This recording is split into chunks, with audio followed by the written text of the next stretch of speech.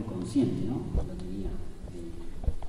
Y bueno, digamos que lo que fue el estudio de música académica ya formal, digamos, cuando uno decide entrar a una institución, hacer una carrera, ¿no? Eso, digamos, hubo sacrificio obviamente, pero me fue de alguna forma fácil. Lo que me pasó después, cuando terminé a los 23 años el conservatorio, y después de volver de Francia, ¿no? También, fue que se me generó una especie de vacío, porque había transitado mucho repertorio, digamos, el tradicional para el instrumento, y llegó un momento que no sabía, digamos, para dónde agarrar, ¿no? Y ahora que era, sí, una incertidumbre, digamos, una cosa así. Y me pasó que empecé a transitar otros espacios. Por ejemplo, empecé a estudiar teatro, empecé a estudiar danza contemporánea. Entonces yo iba a las clases y me volvía como emocionado, no sé, sentía algo y decía, claro, esto es lo que perdí, ¿no? Como no sé, el entusiasmo por recibir, por experimentar algo nuevo, ¿no? Esa emoción. Entonces, bueno, fue como transitar eso unos años y volver a encontrarlo. Y bueno, y después fue llevar eso a la música de alguna forma, volver a conectar con la música desde ese lugar. Bueno, y ahí empezaron a surgir, digo, ahora lo mecho con esto de buscar repertorio nuevo, ¿no? Porque eso fue lo que de algún lado me hizo reconectarme y poder seguir, como no evolucionando, pero en cuanto a la palabra exacta, pero sí seguir como desarrollándome, volver a hacer conciertos, volver a tocar en público, todo eso me volvió, digamos, el alma, digamos, en la música. Así que bueno, yo considero que, digamos, incluir repertorio nuevo siempre es un respiro, ¿no? Es como volver a darse la oportunidad de poder expresar algo fuera de lo que tal vez conocemos, ¿no? O solemos transitar usualmente. Bueno, digamos, eso es lo que tenía pensado sintéticamente transmitir, ¿no? En relación con lo que es el repertorio latinoamericano, también esto que comentó Marcela, de hablar con un compositor para que escriba un concierto, estrenarlo, todo ese proceso de intercambio, el compositor, esto se puede tocar, esto no, cómo se orquesta, ¿no? Bueno, no quiero meter demasiado en eso, tal vez sí, si hay preguntas, pero bueno, en definitiva eso, ¿no? Yo considero que el repertorio nuevo es fundamental. Bueno, gracias. Bueno, gracias Ezequiel. Después vamos a abrir un espacio para preguntar, sino intercambiar entre nosotros, ¿sí? Así que muchas gracias por tus palabras. Ahora lo vamos a presentar a Rodrigo. Rodrigo Evangelista es licenciado en Artes Musicales con orientación piano por la Universidad Nacional de las Artes. En dicha institución estudió en la cátedra de Manuel Mazzone, donde se desempeña como ayudante. Actualmente es alumno de la maestría en musicología en la misma casa de estudios. En el año 2021, junto a Lucía Gini, crea el ensamble Magma, que acabamos de escuchar, dedicado a la interpretación de música de cámara de compositoras latinoamericanas. Estudió de forma particular con Jorge Fontela, padre, fue pianista colaborador del Instituto Superior de Arte del Teatro Colón, tomando clases de música de cámara con Pierre Bachar, y de 2009 a 2017 participó activamente de los cursos de fenomenología de la música dictados por Jordi Mora en las ciudades de Mar del Plata, Bahía Blanca y Buenos Aires, como solista y en distintas formaciones de música de cámara. En el año 2017 fue pianista de la Academia Orquestal del Festival de Música de Schleswig-Holstein, Alemania. Entre mayo y julio de 2018 estudió con Mario Montore en Roma, Italia, y fue su asistente en la Academia Musical Scheherazade de la misma ciudad. Obtuvo primeras menciones en los concursos Musicarte 21 y Festival de Pianistas de Mar del Plata. También obtuvo el segundo premio compartido en el segundo concurso nacional de música de cámara de la Universidad Nacional de las Artes, el segundo premio en el concurso de piano Siete Lagos de Villa Langostura y el tercer premio en el octavo concurso internacional en Premio Academia Giovanni 2018 de Roma. Es pianista acompañante en nuestra casa de estudios. ¿Sí? ¿Qué pasa? Bueno, gracias. Gracias por la invitación, la presentación y las palabras de Ezequiel.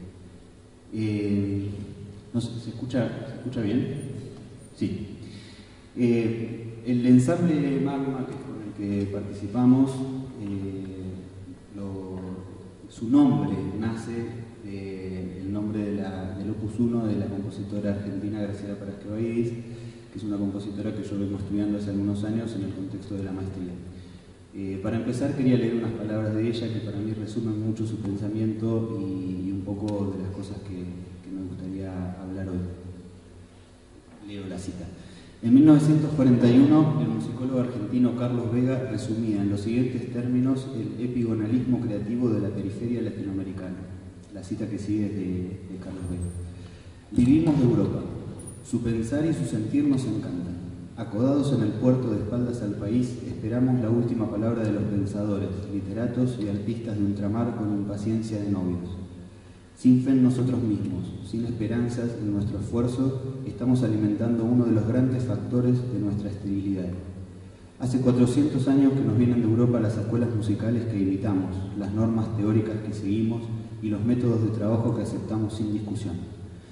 Nos movemos de acuerdo con la flecha de sus veletas.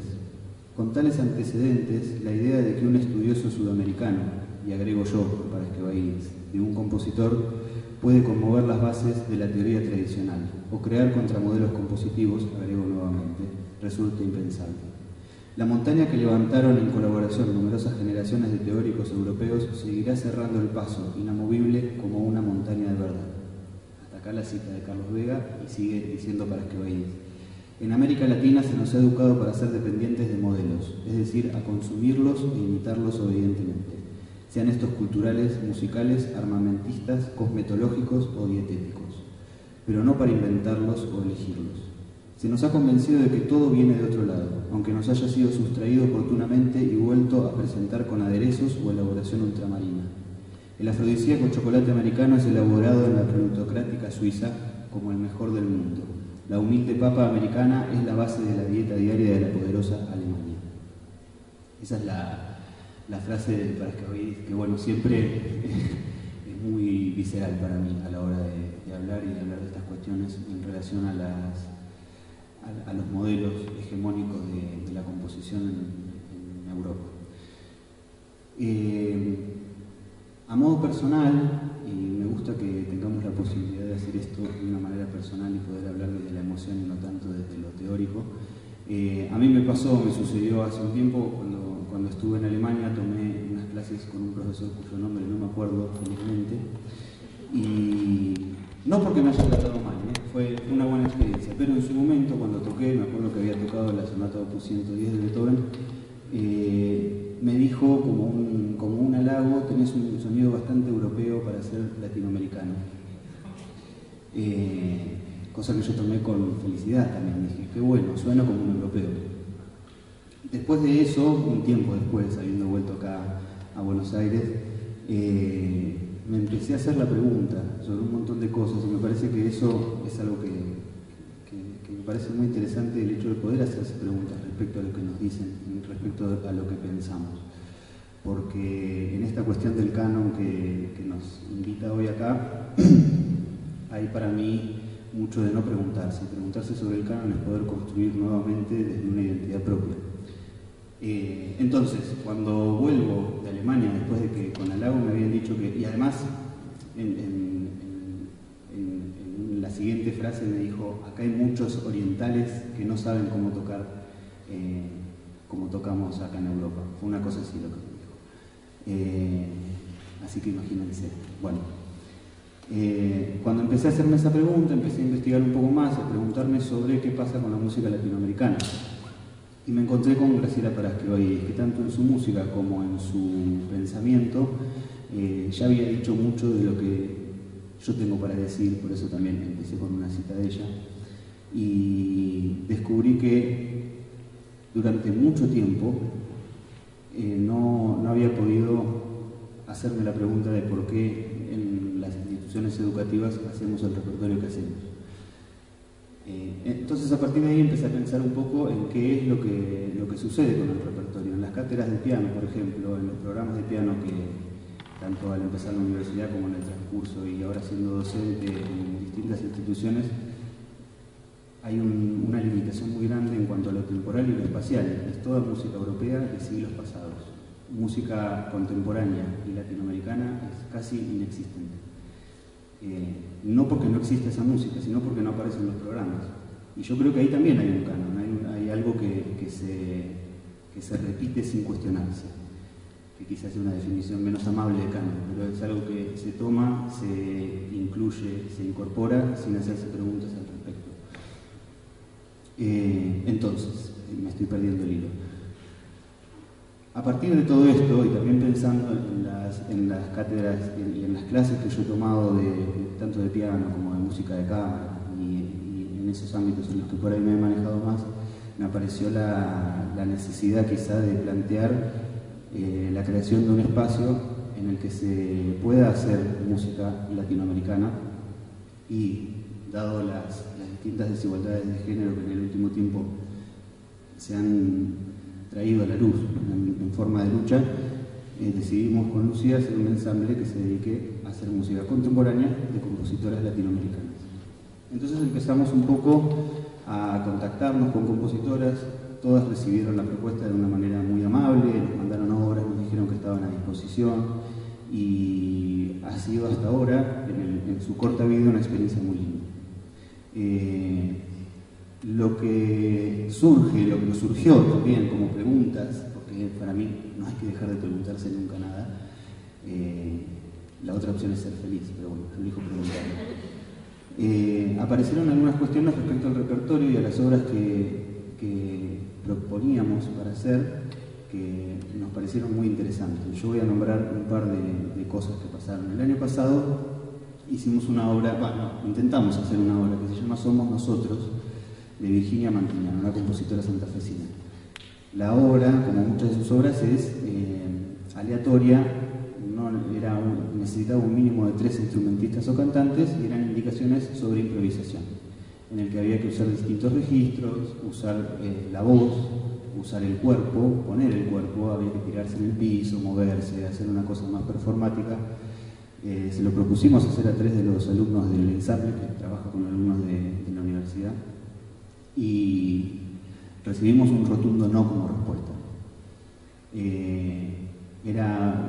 Y uno de ellos, el fagotista, nos dijo: no voy a tirarme al piso con mi instrumento de $30.000, una cosa así. Pero nosotros, o al menos yo, no sé, después lo conversábamos un poco con Lucía, la lectura que hicimos es que cuando tenemos que poner el cuerpo más allá de nuestro instrumento, hay una traba muy grande, también para mí producida por el canon y por el repertorio al que nos educan para hacer, sin que nosotros nos preguntemos nada. No sé si entienden lo que quiero decir, porque ya lo dije varias veces. Otra cosa que nos pasó fue que un alumno que empezó en el ensamble se enteró que hacíamos música contemporánea y al siguiente ensayo me dijo: no sabía que hacía música contemporánea, a mí no me gusta, así que no voy a ir. Todas estas cosas que pasan, y también hubo una situación acá en un concierto que hicimos en el Zoom de la Esnaola, en el que hicimos una obra para 4 pianos. Bueno, hubo todo un conflicto. Una de las obras era para el uso del piano con técnicas extendidas, y ante la situación yo le pedí a la persona que iba a hacer que no lo haga, que no haga esa obra. Me hago cargo porque nos habían retado un poco porque movimos los pianos. Y yo dije: si el problema está en mover los pianos, en golpearlo con baquetas, en pasarle cuerdas a las propias cuerdas del piano, va a ser catastrófico. Sobre eso también es interesante pensar porque en mi experiencia como alumno, en mi experiencia como docente, como pianista acompañante, las obras que necesitan técnicas extendidas en el piano son mal recibidas por los pianistas y por los dueños de los pianos. Porque está esa creencia de que el piano se toca solamente en las teclas y hay un otro piano, ¿no?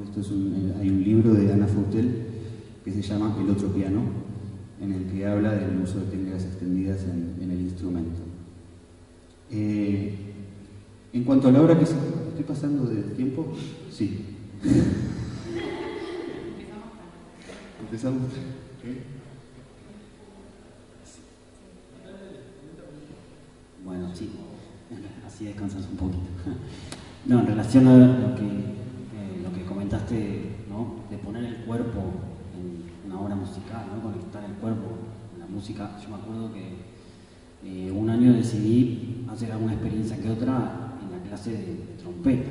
Entonces, una vez traje una actividad que era escribir en 4 papeles grandes, eran 3 o 4 emociones, ¿no? Había una que era enojo, otra que era sorpresa, otra que era tristeza, no me acuerdo si había 2 más o una. Entonces estaban puestas en el piso, ¿no? Entonces lo que se propuso era ir caminando hasta la emoción de la que te sientas más cerca en ese momento, ¿no? O podía ser en el medio, entre 2 emociones. Entonces te parabas en un lugar, después ibas a tocar lo que habías traído para esa clase. Y después tenías que volver a pararte y a ver si te había transformado, ¿no? Si en el cuerpo había sentido otra cosa.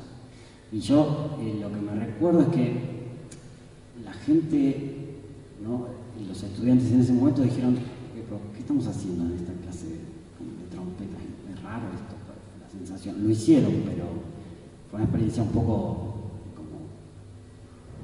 Sí, pero bueno, fue una experiencia nueva.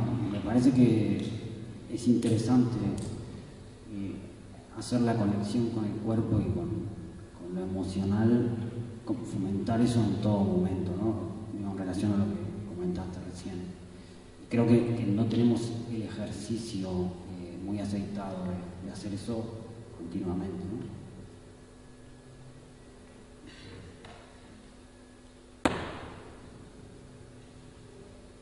Bueno, ya que empezamos a hablar entre nosotros, también podemos invitarnos a ustedes para que nos pregunten.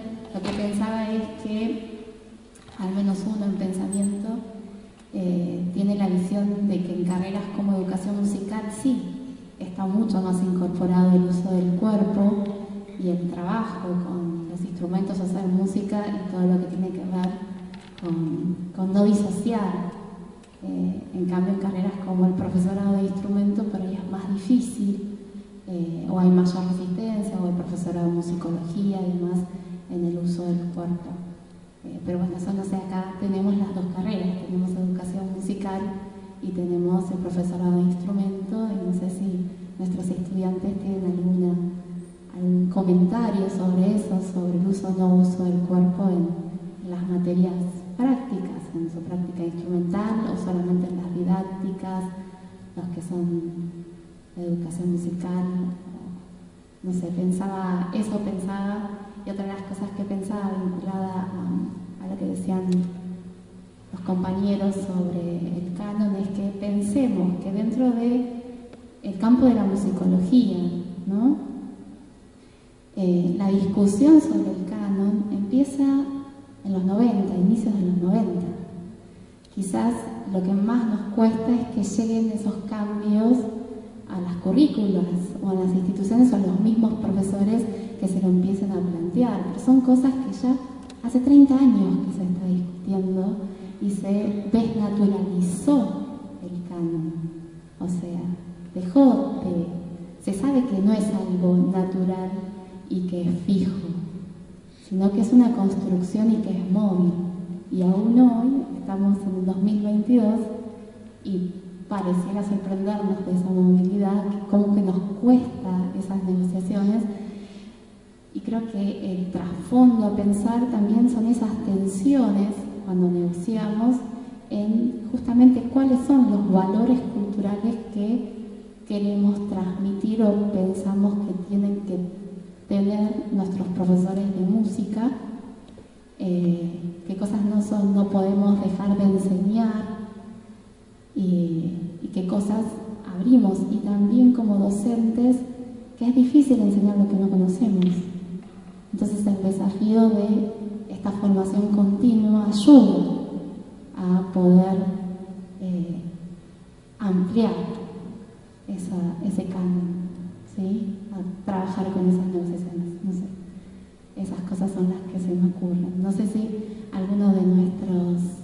Ahí está, tenemos a Ramiro, tiene la primera pregunta. Voy a pasar un micrófono como para que pueda circular. De paso busco uno de los micrófonos que ha sido olvidado también. Yo pensaba con lo que decían, con lo que decías recién, Marcela, que no es solo una cosa descendente, ¿no? Que tiene, en realidad en muchos sentidos, y lo que vos decís, hay discusiones que llevan ya décadas, pero que pareciera que la cotidianidad se vuelve como muy impermeable, ¿no? Y es esto que decía Ezequiel, por ahí, de traer una propuesta nueva a una clase, o lo que contaba antes Rodrigo con la obra esta que tenía como elementos más performáticos. Y de pronto los que dicen, no, esto acá no corresponde, son los estudiantes, las estudiantes. Yo hablaba en una rápida presentación de construcciones sociales inevitables. Es como que siempre vamos a estar armando cosas que nos van a condicionar, que también nos van a hacer posible transcurrir, transitar cada día, pero cómo hay que tener una mirada crítica muy atenta, porque enseguida nos atamos a nosotros mismos, ¿no? No sé qué era una reflexión más que por ahí una pregunta, pero que me parecía que esto es interesante de pensarlo así, ¿no? De estar como despiertos y despiertas. No sé si ustedes quieren responder algo, si alguien más hay por aquí.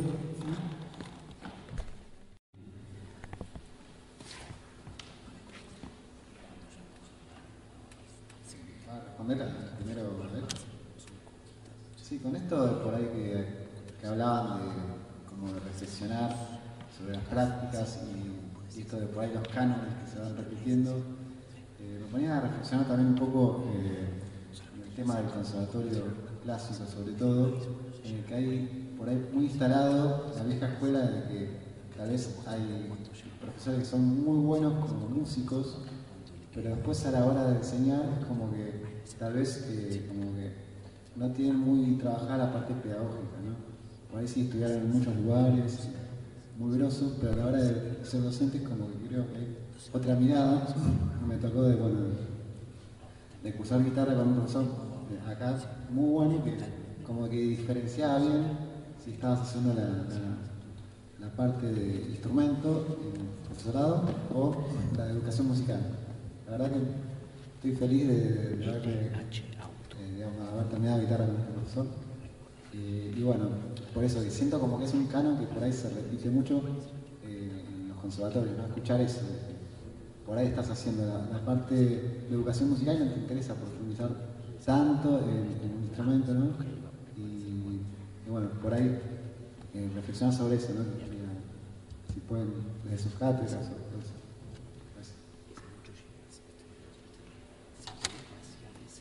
Sí, me parece interesante lo que planteas porque, bueno, es una... No sé si la palabra es dicotomía, pero es algo que viene sucediendo hace mucho tiempo en las instituciones de educación musical, para mí. Esto de formar docentes o formar intérpretes.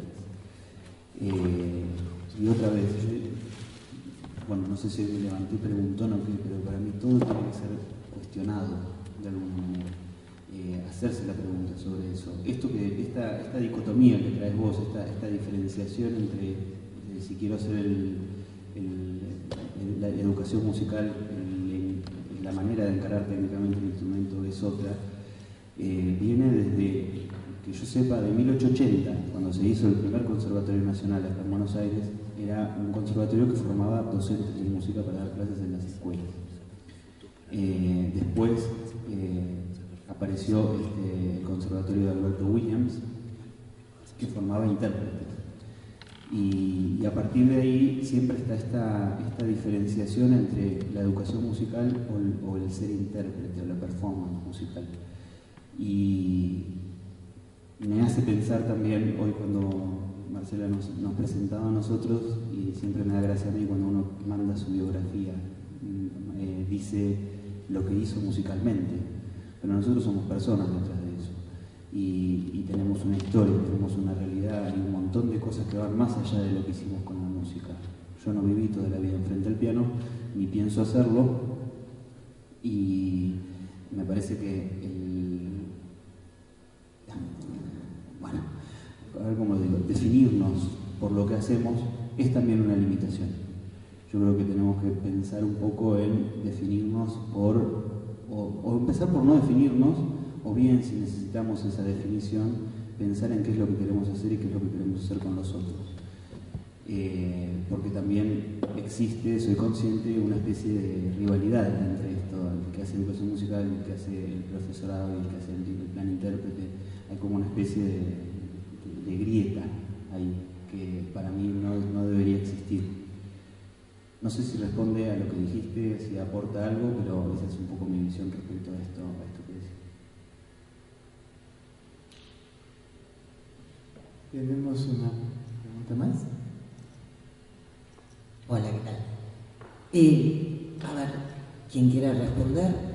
Si pensar en el canon como esta idea de repetición que venían planteando como modelo hegemónico y pensar en el contra, ¿no? En la tensión de que introducir, por ejemplo, aportes latinoamericanos que tienen que ver más con un lenguaje más identitario, igualmente implicaría incluir por un lado, pero también excluir. ¿Cuáles les parece que serían, por ejemplo, ejes o dimensiones posibles para pensar no vivir el empobrecimiento, lo digo entre comillas, empobrecimiento de esta tradición europea que se supone que los programas graduadamente fueron construidos para brindarnos a los alumnos de música una formación técnica, de recursos? Ahora, ¿cómo hacer justamente para poder hibridar y para poder, digamos, que no queden ansias o huecos? ¿Cómo lo pueden pensar?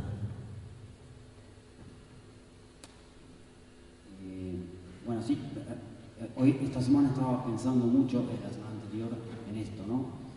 Y siempre me hago la pregunta en relación a lo que planteaste, ¿no? Si, por ejemplo, en trompeta se estudia el concierto de Haydn, digamos, todo el que toca tiene que tocar el concierto de Haydn.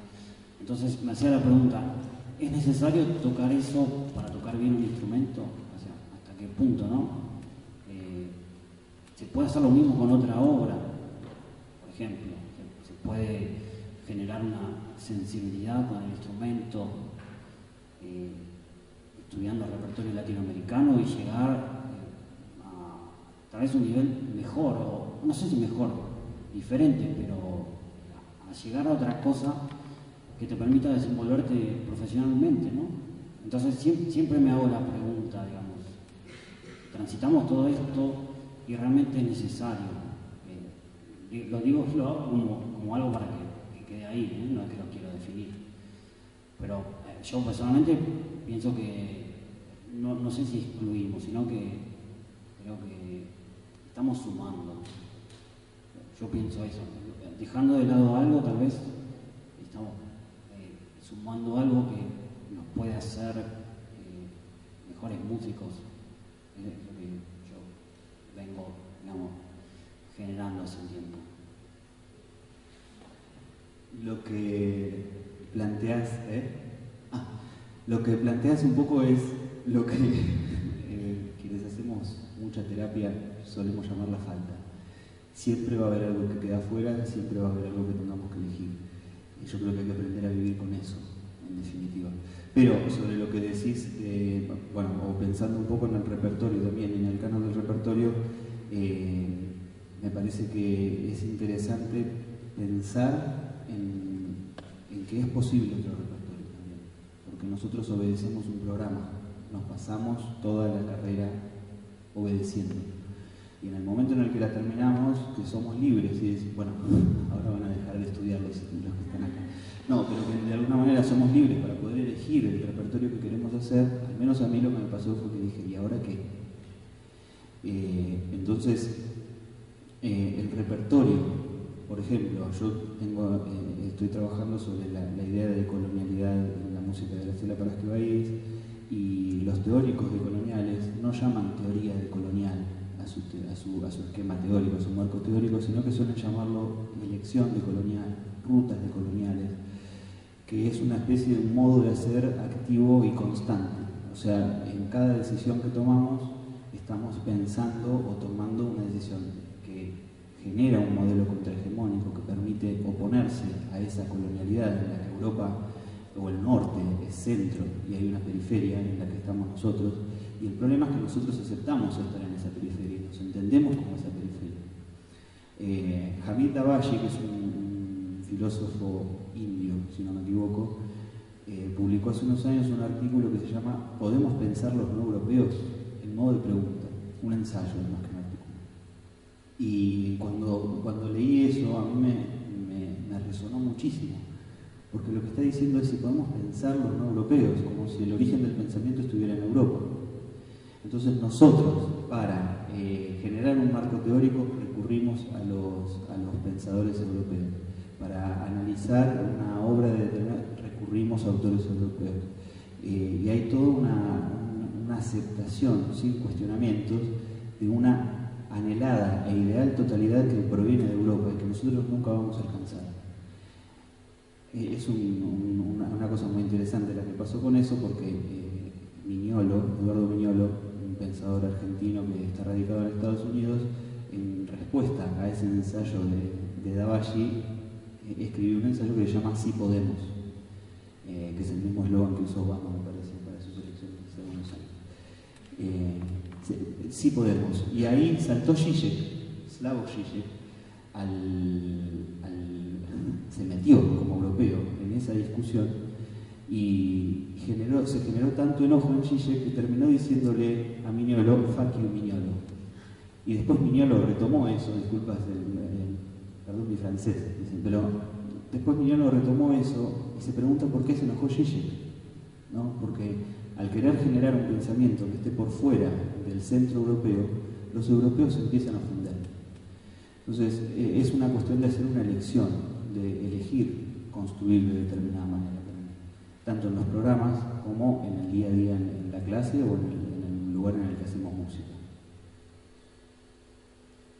Bueno, no sé si con eso ya respondimos, pero sí, de siempre cuando uno tiene que hacer una selección, algo tiene que quedar afuera. El asunto creo que en el fondo va por ese lado, tiene que ver con lo identitario, quiénes somos, quién queremos ser y cómo queremos demostrar ese ser. Y parte de eso, en las instituciones tenemos como la responsabilidad de dejar una impronta o una marca que vaya por el lado que queremos construir esa identidad o esa formación en nuestro estudiantado. También tiene que ver eso en nuestra selección de repertorios, de obras para analizar y de marcos, ¿no? De bibliografías, de qué manera los vemos o los trabajamos. Y hablando de la periferia, está bueno como veíamos como un espacio de construcción de posibilidades alternativas, como algo muy rico también, no verlo simplemente desde el lado de la connotación negativa. Así que bueno, sé que estamos pasados de tiempo, así que no sé si hay alguna pregunta, y si no, ya estaríamos cerrando acá, porque nos excedimos un poquito. Arrancamos un poco tarde también, así que iremos acomodándonos lo mejor posible. Eso es parte también de nuestra identidad. Bueno, muchísimas gracias.